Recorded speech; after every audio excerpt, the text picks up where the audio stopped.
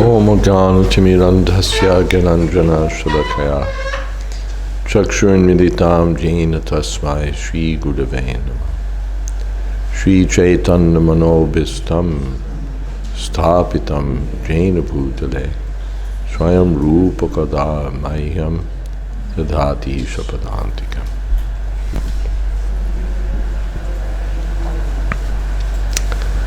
At 3.144 Srimad Bhagvatam.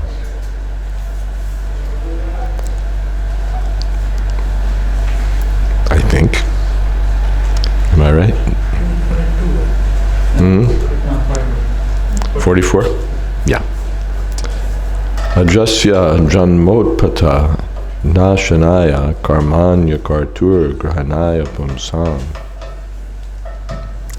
nanvanyata korhati deha yogam pragunana mutakarma tantram. Okay. Hare Krishna. The appearance of the Lord is manifested for the annihilation of the upstarts. His activities are transcendental and are enacted for the understanding of all persons. Otherwise, since the Lord is transcendental to all material modes, what purposes could he serve by coming to earth? Purport: Ishvara Parama Krishna Sachidananda Vigraha. The form of the Lord is eternal, blissful, all-satisfying. His so-called birth is therefore an appearance only, like the birth of the sun on the horizon. His birth does not, like that of the living entities, take place under the influence of material nature and the bondage of the reactions of past deeds.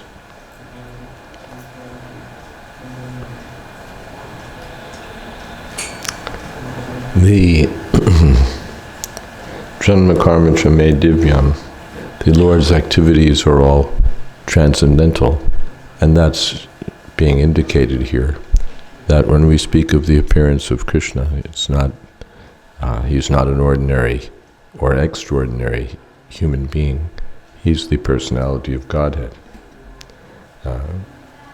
His works and activities are independent pastimes and not subject to the reactions of material nature. Swarat, he does everything independently. In the Bhagavad Gita, Namam karmani limpanti name karma pale spriha iti mam yo vijanati karma birna sabhadyate. Krishna has nothing to aspire for, and there's no work that affects him. So even a person who knows this becomes free from the results of karma. So what to speak of Krishna himself? The law of karma is enacted by the law of karma enacted by the Supreme Lord for the living entities cannot be applicable to him, nor has the Lord any desire to improve himself by activities like those of ordinary living beings. Ordinary living beings work for the improvement of their conditioned lives. You work to get a bigger house, more money, or something. Why should he desire improvement? He has all opulence, all strength, all fame, and so on, all beauty. No one can excel him in any opulence, and therefore the desire for improvement is absolutely useless for him. Doesn't have to do that.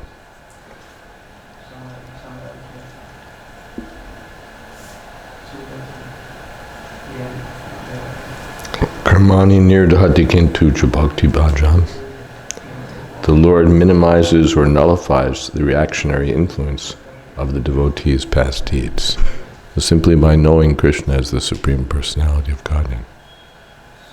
The activities of the Lord are to be accepted and relished by all living entities.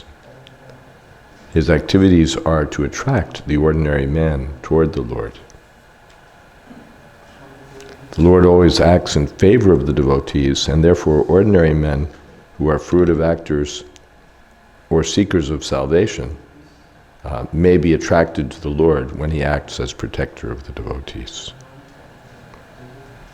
The fruitive actors can attain their goals by devotional service, and the salvationists can also attain their goal by devotional service.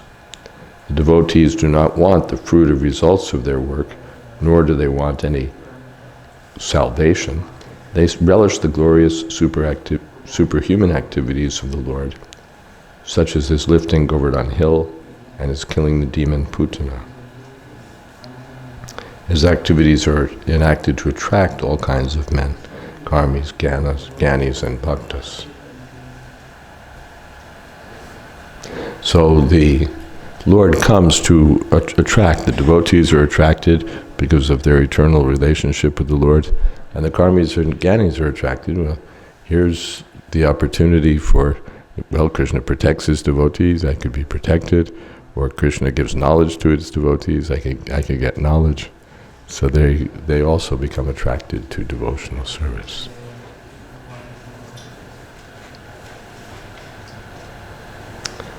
The secondary purpose of his appearance is to annihilate the upstart asuras and stop the nonsense of atheistic propaganda by less intelligent persons. The meaningful appearance of the Lord is always distinct from ordinary birth. Okay. Anything here so far? Yes. It's about the appearance of the Lord.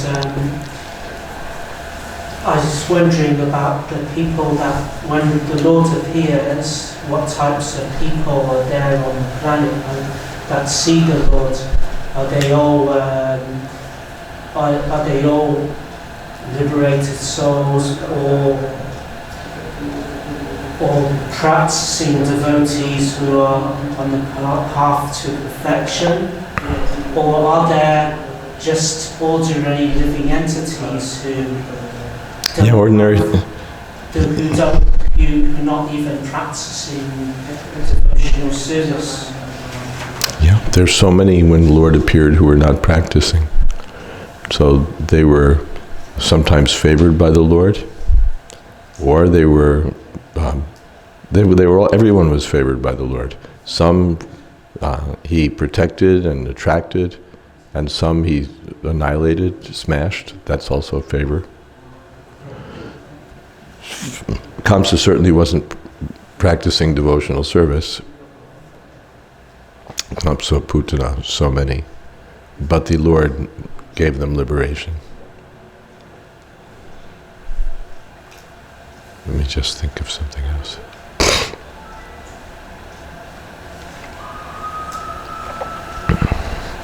And we have two kinds, those who are attracted and those who are averse to devotional service. Those who are averse are called demons, and those who are attracted. Those who are averse are called demons, and those who are attracted become devotees, or they are devotees already. Is that okay? Okay.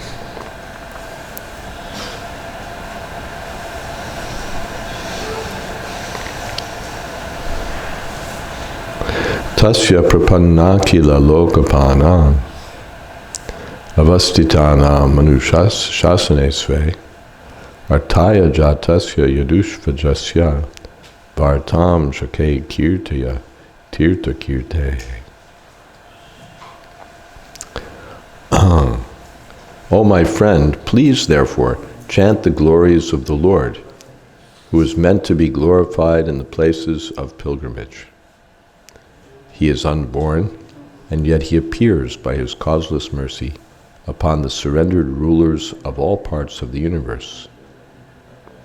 Only for their interest did he appear in the family of his unalloyed devotees, the Yadus.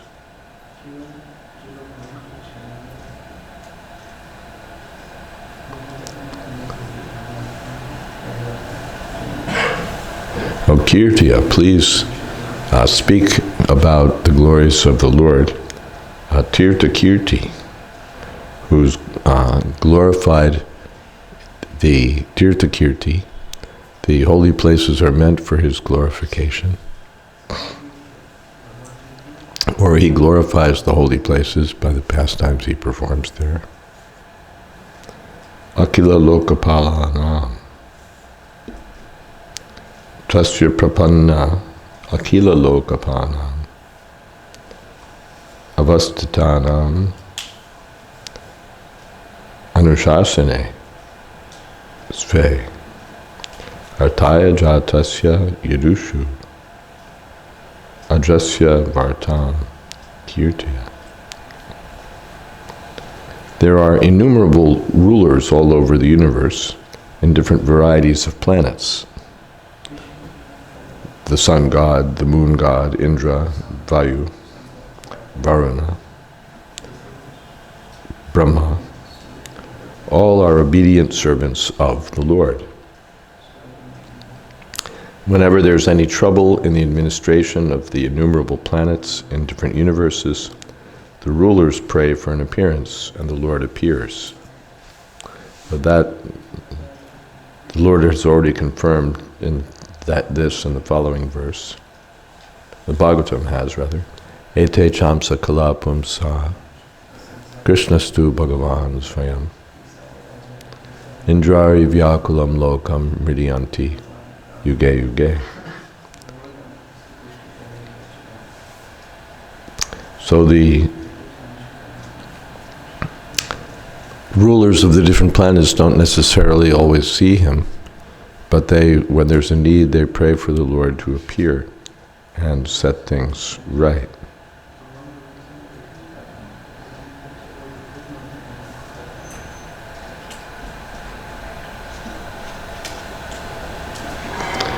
The purpose of pilgrimages is to remember the Lord constantly, and therefore the Lord is known as Tirtha-kirti. The purpose of going to a place of pilgrimage is to get the chance to glorify the Lord. Even today, although times have changed, there are still pilgrimage sites in India, Mathura, Vrindavan, where we had a chance to stay. People are awake from early in the morning at 4 a.m. up until nighttime, constantly engaged some way or other in chanting the holy glories of the Lord. The beauty of such a pilgrimage site is that automatically one remembers the holy glories of the Lord. His name, fame, quality, form, pastimes, and entourage are all identical with him, and therefore chanting the glories of the Lord invokes the presence of the Lord. Anytime or anywhere pure devotees meet and chant the glories of the Lord is present without any doubt. It is said by the Lord himself that he always stays where his pure devotees chant his glories. Naham tishtami vaikunte, what is that? Yoginam hridayeshu va, then? Tatra gayanti narada. Tatra tishtami, right, narada.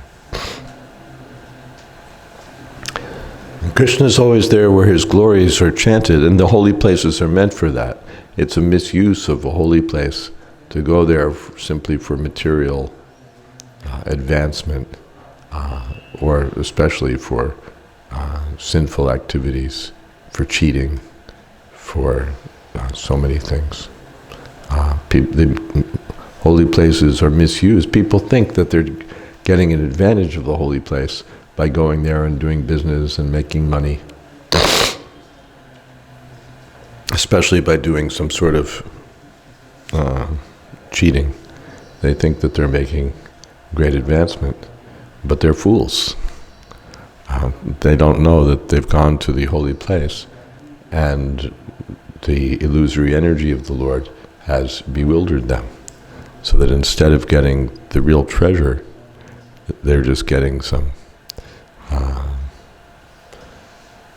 illusion dressed up like advancement, like material progress, or like some sort of benefit. They don't know. So one should purify oneself, one should purify oneself by chanting the glories of the Lord, or simply out of love. The pure devotees in the holy places are there. They don't glorify the Lord just to purify themselves. Although that also, but just to glorify the Lord. It's a purpose in itself. So the holy places are meant for that. To glorify the Lord for one's own self, own benefit, and for the benefit of others. That people come to the holy place and they benefit from your association. Not that you benefit from theirs by stealing their money or exploiting them. That's an offense to the Lord. Any questions?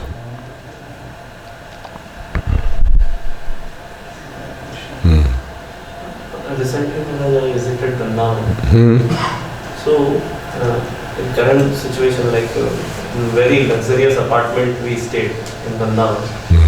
So now, because Vrindavan is developing like anything, like many buildings are coming up and many things are there. So in that situation, it is very difficult to see genuine Vrindavan, like what it is now. Yeah. The Vrindavan becomes hidden from our view behind the walls of apartment buildings and golf courses and who knows what. Mathura becomes hidden beneath a oil refinery. So this is a misuse of the holy place. And so the holy place becomes more difficult to perceive. It's still there. Vrindavan is always Vrindavan, Mathura has always been Mathura, Mayapur is always Mayapur. But when this sort of, when they become seen merely as places of profit-taking, or simply by the one way or another everything becomes changed, it becomes harder to appreciate. When we first went to Vrindavan, we used to see a car, it was a rare occurrence to see a car on the road outside the temple. Really. There'd be so many cycle rickshaws, not even so many, because it was a long way from the Vrindavan town. Even the cycle rickshaws didn't really like to go out to Raman Reti. Would they get a fare going back and all of that? But there were cycle rickshaws. People had to go further. The tangas were there, the horse carts. And there were so many peacocks. The evening would come and peacocks would all start crying. All you'd hear would be peacocks and peacocks. And where Prabhupada used to go for his walk, just toward the Delhi side, just walking from the temple, it was all open land, practically on both sides. And the Parikrama path was mud and sand. Now, from what I hear, it's all been paved over, and so many developments are there. The peacocks have gone into hiding.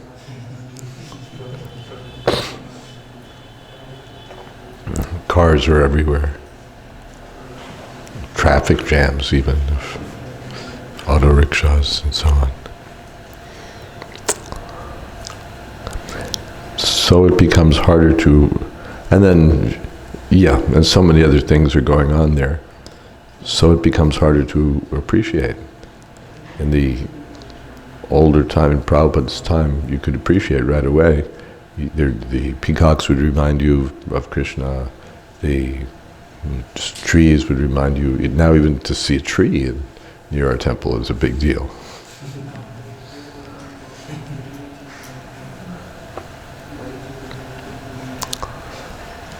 And so in this way the holy place becomes hidden, but still it's there.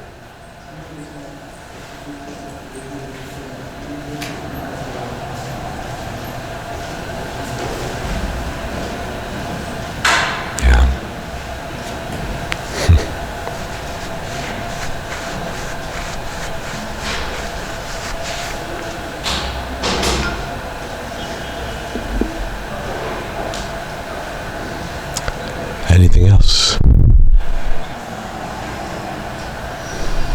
She says that when there's problems, that the demigods come they pray for the Lord's appearance. So I was just wondering whether the demigods, were they praying for the Lord to appear before Lord Chaitanya appeared? Advaita Acharya was praying for the Lord to appear. I don't recall any mention that the demigods were praying for Mahaprabhu to appear. Because they took forms, didn't they? They came and celebrated when Mahaprabhu took birth. Then there were so many local people who came to offer different gifts for the child and so on, Brahmin ladies and so on. And Kaviraj Goswami mentions that so many demigods were disguised as Brahmin ladies and Brahmins. So they came, but I don't recall that they were offering prayers to Mahaprabhu to come.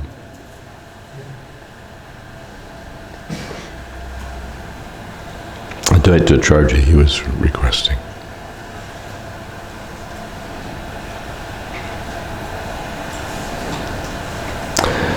How these places become business places. The holy places become, of course, always some business, but when business becomes the real business, then the holy place starts to become harder to see.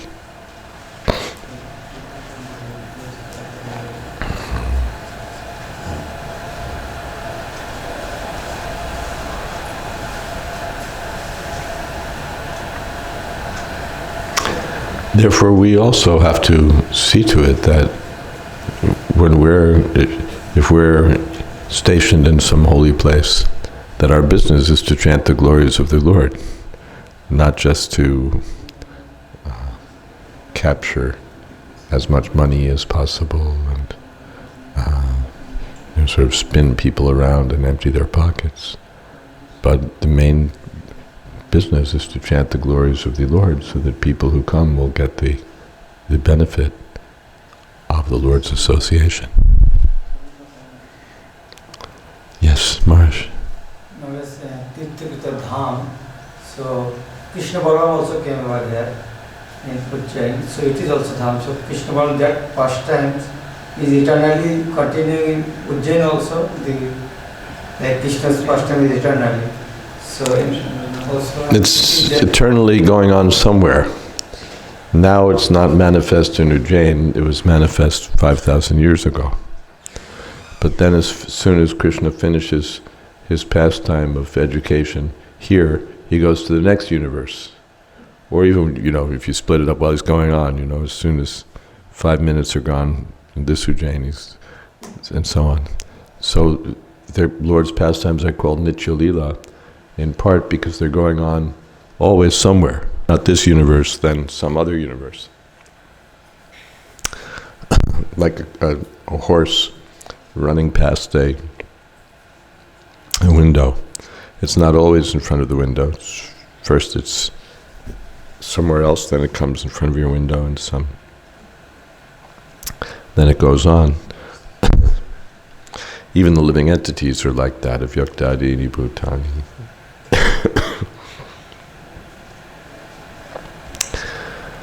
So the Lord, so now the Lord's pastimes in Ujjain are aprakat. They're not not visible, but the Ujjain pastimes are going on someplace else.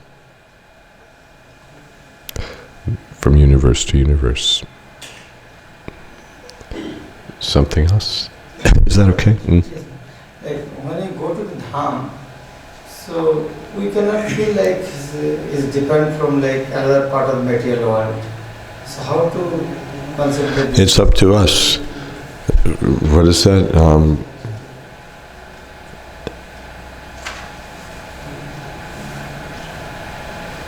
Vishaya Chaurya Kabe Shuddha Habe. Narottam Das Thakur says, when will I give up this spirit of enjoying whatever I see and have a pure mind? Then I'll be able to see Vrindavan. For that matter, a pure devotee, he can see Vrindavan everywhere. Wherever he goes, Krishna is there, and so Vrindavan is also there.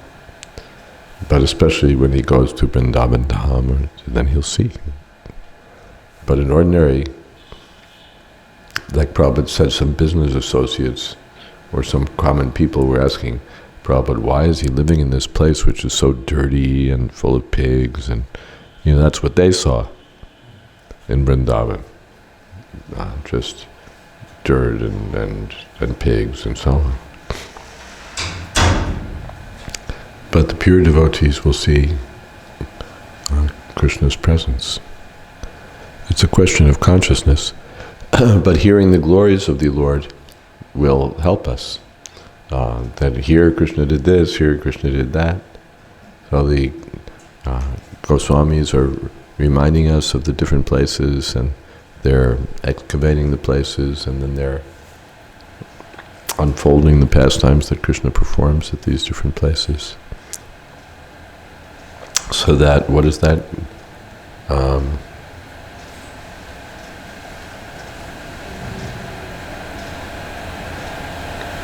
Pashanti Jnana Chakshusha, so that we see through eyes of knowledge or through the eyes of the acharyas.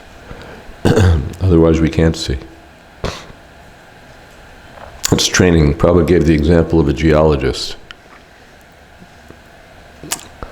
The geologist would go to some place like the Middle East. And, you go to the Middle East, you see sand. Sand and sand and sand and sand. But the trained geologist could see oil. They would see that by this kind of formation, by this kind of this or that, there's a good chance that there's oil there. It was just a question of trained vision. So where an ordinary person was seeing sand, the geologist was seeing petroleum. It's just eyes of knowledge.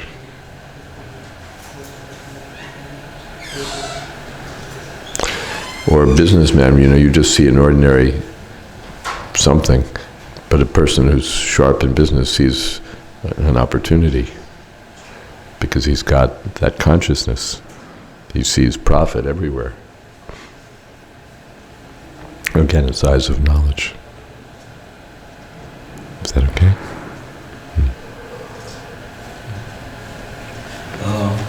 It is said that history is written in Akash.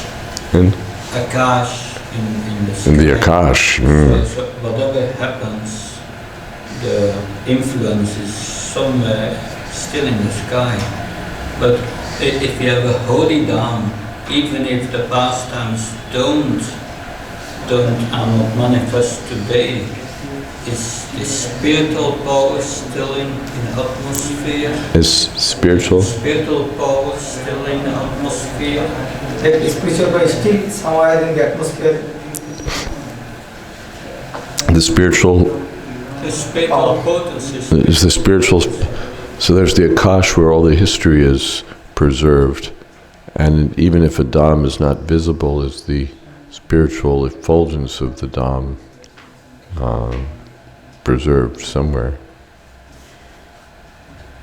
The place itself is spiritual.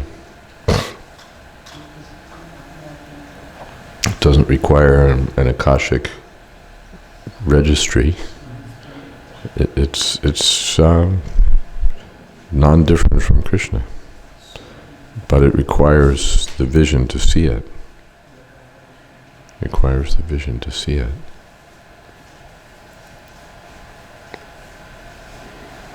You don't have to go to the Akashic records, you can go to the Srimad Bhagvatam. Then you'll find, here Krishna did this, here Krishna did that, he did this, he did that. It's not quite so, rarefied as the Akashic records. Yes, Maji? Maharaj, earlier you mentioned something about the conditioned living entities being attracted by Krishna's protection, and some being attracted by the knowledge to get some connection with Krishna. But we see now, like in Kali Yuga, our attraction to Krishna is kind of dependent on the holy name, which is kind of helping an individual to refine the consciousness to connect with Krishna. In Kali Yuga, in previous ages, people were attracted to Krishna. Sometimes we were reading for material advance, for fruitive profit or protection or for knowledge. But in this age, we're dependent on the holy name. Namachintamani Krishna's Chaitanya Rasa Vigraha. The holy name is not like a tool for reaching Krishna, it's Krishna. A person who's attracted to the holy name is attracted to Krishna and gets all the benefit of association with Krishna. And some people, they're attracted to the holy name for material benefit. They can make a living by chanting the holy name, or they think that they can develop knowledge by chanting the holy name, or they can become more peaceful by chanting the holy name. They have some, but still, because it's the holy name of Krishna, they get some, especially if they hear it from devotees and take up the process, then they get the benefit.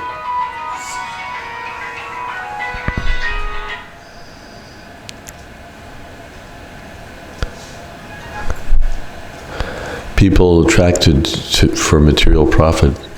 I was just thinking of the thieves who, after Chaitanya Mahaprabhu appeared, and he was playing at the house of Jagannath Mishra, some thieves became attracted that he has costly ornaments, so we can kidnap the child and steal the ornaments. But they were keeping Chaitanya Mahaprabhu on their shoulders, and then by his yoga maya, Lord Chaitanya led them back to the same house of Jagannath Mishra, where everybody was looking for him. So they thought, uh-oh, and they dropped the child and scooted off. And so someone asked Prabhupada, were they liberated souls? Prabhupada said, at least after they carried Lord Chaitanya.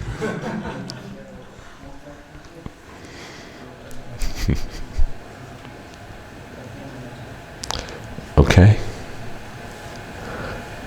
By reading Srimad Bhagvatam or hearing Srimad Bhagvatam in the holy place, then the place is further revealed.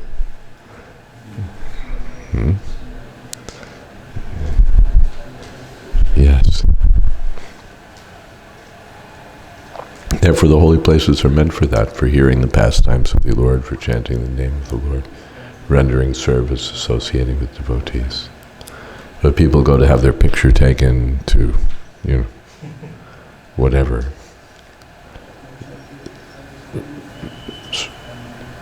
That Tirtha Buddhi Shalale Nakariche.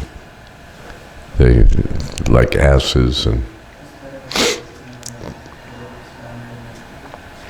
cows, they go there without understanding the real value of the place. They go there for tourism, they go there for a break, but not to associate with holy people. Especially in this age, they go to have their picture taken, or to take selfies, and all of that. If you don't take pictures, your visit to the holy place is incomplete. And if you do take pictures, then yes, I went there, I went here, I went there. Here I am with my wife at Radhakund. Here we are at this place and that place. Here we are at Krishna Balaram Temple. You can see there we are, and behind us are the deities. So they go and stand in front of the deities with their backs to the deities, so they can get their pictures taken. And they think that this is what we do only. And they may not take advantage of the opportunity to hear the glories of the Lord from pure devotees.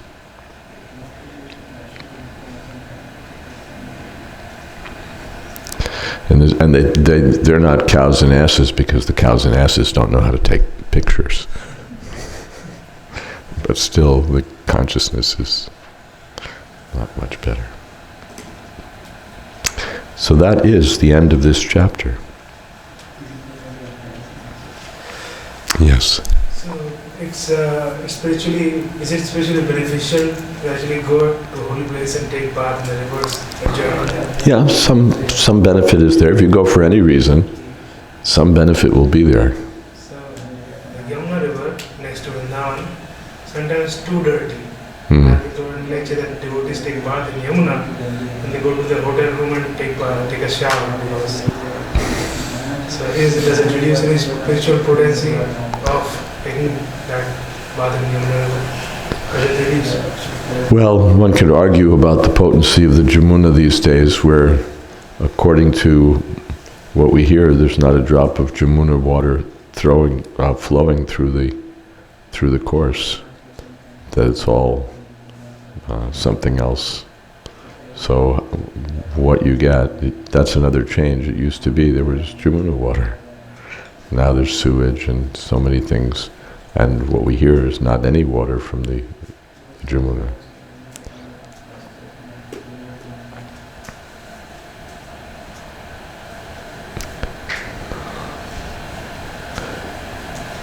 Of course, if someone takes bath in whatever is flowing there and thinks of Krishna, he gets benefit. He doesn't know what's there, but if he thinks of Krishna, that this is the Jamuna, Krishna is bathing here, he gets benefit by thinking of Krishna.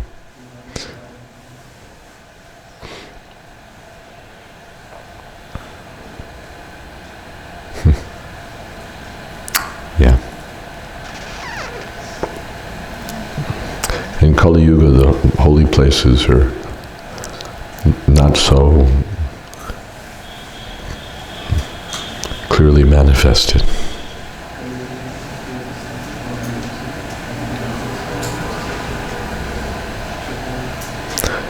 It's the saintly people that make the holy place.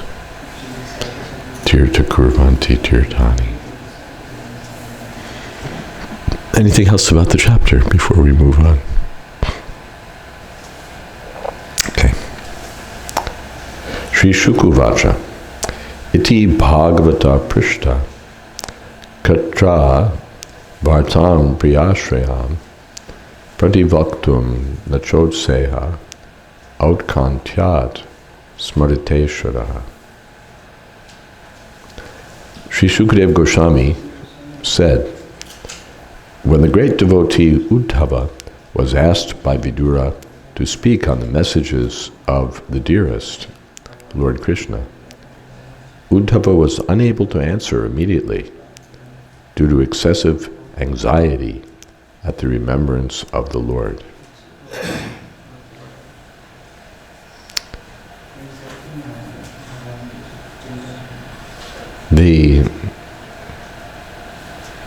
That we'll find in the beginning of this chapter, that instead of just immediately answering the questions, Uddhava becomes absorbed in spiritual trance, or in spiritual trance, by remembering the personality of Godhead. all of these questions stimulated his remembrance of Krishna, or, yes, churned his feelings of love for Krishna. And so ecstatic symptoms became evident. Not the kind shown by the sahajas, but genuinely ecstatic symptoms.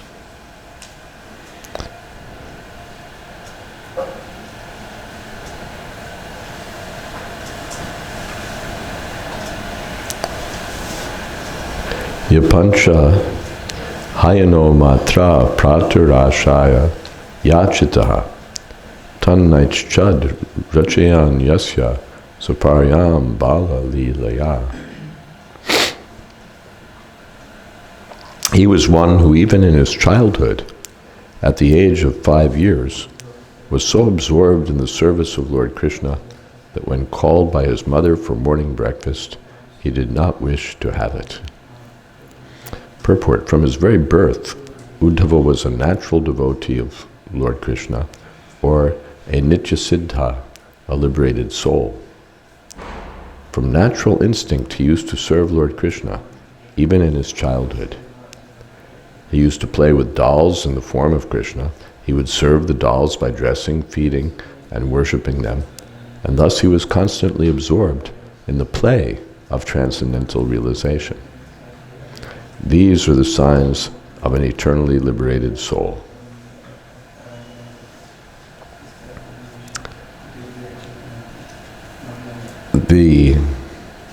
There was some news reporter who was asking Prabhupada that, Swamiji, when did you attain liberation? When did you attain liberation? And Prabhupada was trying to give him some spiritual message. When did you attain liberation? When did you attain liberation? And Prabhupada said, I don't remember any time that I wasn't Krishna conscious. I don't remember any time in my life. Still the guy, when did you attain liberation? Prabhupada said, you can say from 5 years of age. An eternally liberated soul is a devotee of the Lord who never forgets him. Human life is meant for reviving one's eternal relationship with the Lord, and all religious injunctions are meant for awakening this dormant instinct of the living entity. The sooner this awakening is brought about, the quicker the mission of human life is fulfilled.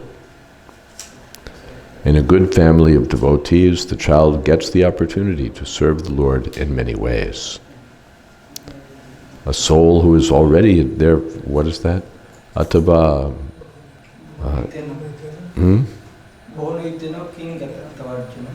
No. That's the 6th chapter. Atava yoginam eva kule bhavati dhimata. That a fortunate soul who's practiced yoga in his next life takes birth in a Brahmin family or a wealthy family, Suchinam Srimatam Gehe, Yoga Brashta Vijayate. Atava, or if he's still more advanced, he takes birth in a family of transcendentalists. A soul who is already advanced in devotional service has the opportunity to take birth in such an enlightened family. This is confirmed in the Bhagavad Gita, Suchinam Srimatam Gehe Yoga Brashta Vijayate. Even the fallen devotee gets the opportunity to take his birth in the family of a well-situated Brahmin or in a rich, well-to-do mercantile family. In both these families, there's a good opportunity to revive one's sense of God consciousness automatically, because particularly in these families, the worship of Lord Krishna is regularly performed, and the child gets the opportunity to imitate the process of worship called archana.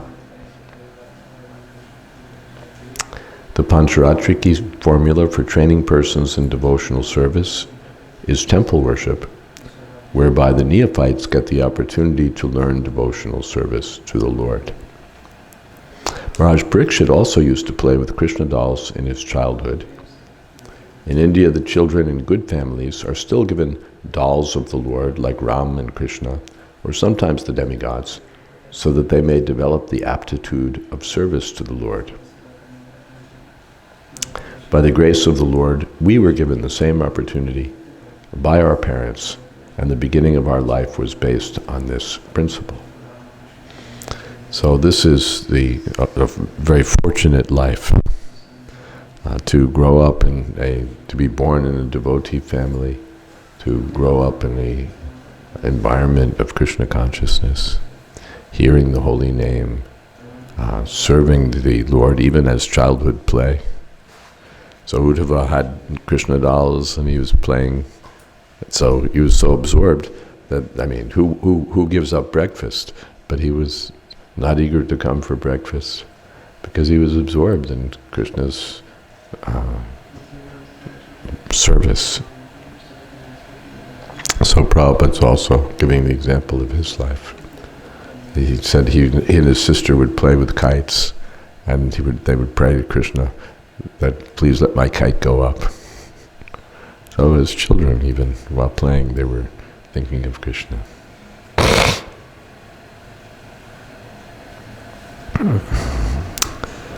Something else, some questions about this. This spontaneous devotion was manifest. Practically speaking, he didn't need to be trained, because even from childhood, he was spontaneously absorbed in serving the Lord. People ask question, so playing with the dolls, so children shouldn't give. What's that? Yes, there's someone asked question, should I allow our children to play with the dolls of Krishna? Well, of course, this is way out of the area of my expertise, child raising and all of that. But we find here that Uddhava did that.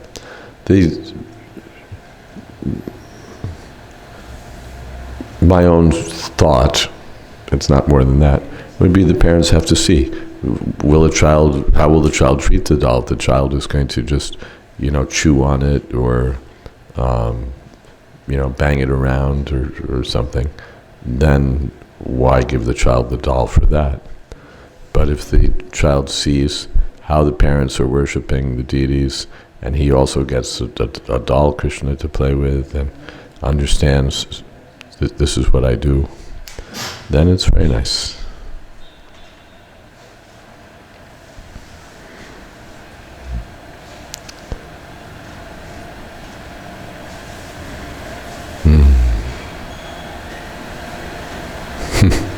The non-devotees, they waste their childhood, or they waste their children's childhood. Now it's video games and all of that, just to spoil their opportunity of the human life. Prabhupada said the sooner the better. Komara, Atret, Pragya, or even before 5 years, if they can be engaged in Krishna's conscious activities. But in Kali Yuga, they're given all kinds of or foolish things that divert their attention, and that even from a material point of view make them frenetic and wired, as they say. But in any case, forgetful of Krishna. And one has to be careful, because the children born in devotee families are not all Nitya Siddha souls. And without proper training and without proper protection, they can be pulled off course by the illusory energy. So there's a great responsibility that goes to the parents to see that the children get the right direction, get the right association, get the right engagement. Otherwise, the family life becomes just another version of material life, and the child loses the benefit.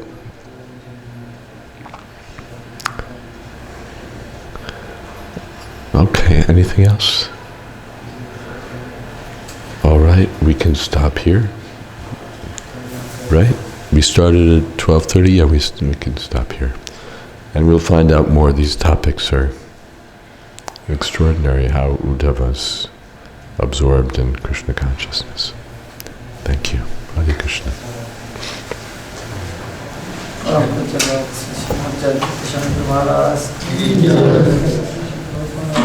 Bhakti Prem.